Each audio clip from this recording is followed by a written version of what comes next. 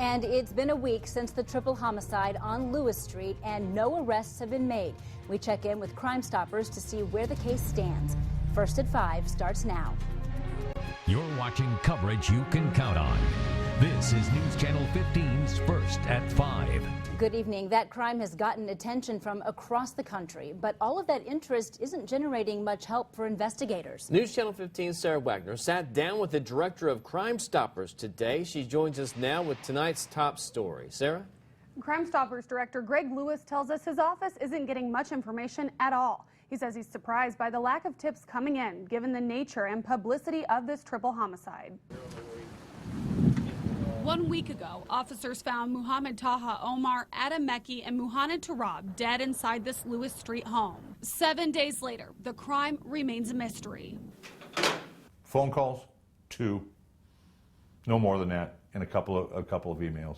Tips coming into the Crime Stoppers office, far fewer than the number of calls pouring in from national media outlets. The information has been almost minimal. I mean, there's been some names as far as people that have visited the house, but no mention that they were enemies or that they were shooters or anything like that. A few cars, but no plate numbers. The lack of information is frustrating for Director Greg Lewis. Whoever went over there was premeditated that they were going to kill these 3 guys, and they did.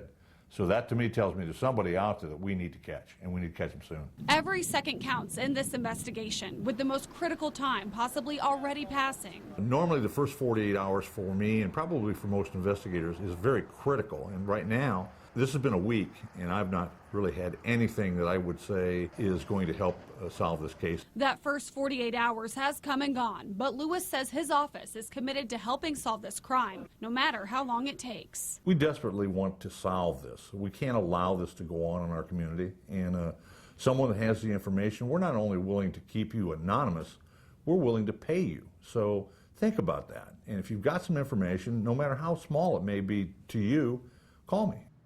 Lewis says a valid tip for this crime could lead to a $1,000 payout. In Studio 15, Sara Wagner, News Channel 15.